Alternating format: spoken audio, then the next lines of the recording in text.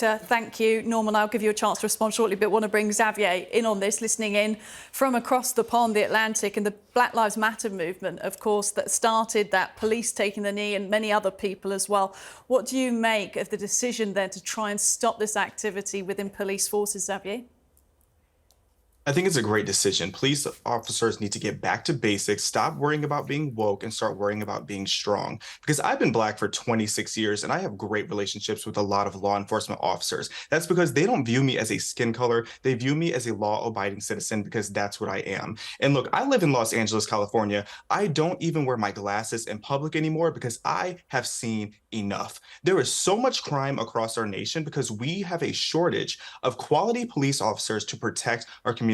The reason we have such a shortage is, one, the defund the police movement, and more significantly, police officers are treated like crap, both by the public, but especially by their department heads. And that's only going to worsen if police officers keep being inserted into political discussions. So to avoid that, we need police officers to be just like most professionals in the world and hold their political views until they are off the clock. It's not a police officer's job to enforce their opinions. It's a police officer's job to enforce the law.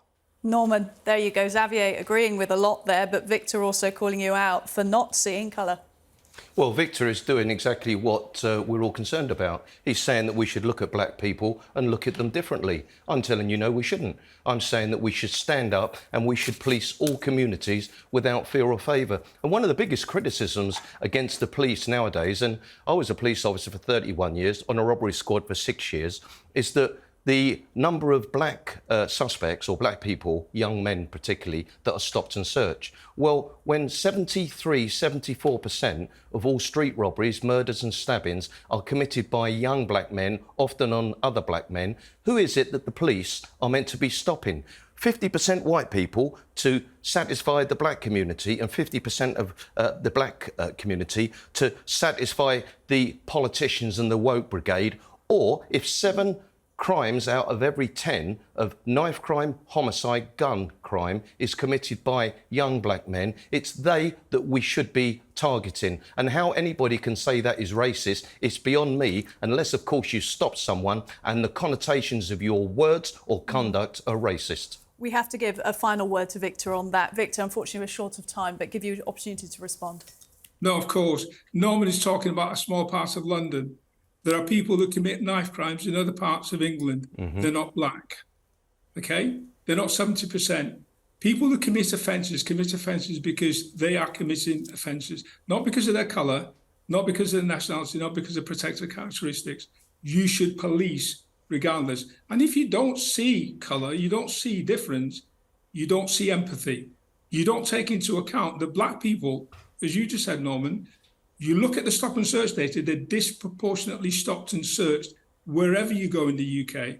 That's saying, as an institution of policing, black people are criminogenic. That is absolutely wrong. You need to see difference to actually police difference. I'm not saying you should mark out people, give them privileged treatment, but you should understand that by seeing difference, then you stop stereotyping, you stop acting in a way that disadvantages them. That's the reason policing without fear or favour, whether you're black, white, or male or female. The long and the short is the majority of police officers do not get the support that they deserve, because the majority are honest, hard-working, caring, non-violent, non-racist. But unfortunately, the narrative tells everyone different. I'm here to speak up for the frontline tens of thousands of honest men and women that are called racist, or misogynist. Norman, stop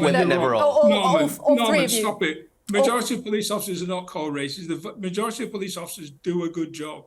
There's a handful of police officers who behave badly. Let's talk about those officers, dealing with those officers. Let's don't categorise 90, 98, 99% of police officers, men and women, who do fantastic jobs, who see colour, who see difference, who show empathy, who are the best of public servants. And all three of you. We'll agree on that point. Let's end on that agreement. Unfortunately, straight out of time, but we do want to get all three of you back to continue this conversation. It's been really interesting. Thanks, all three.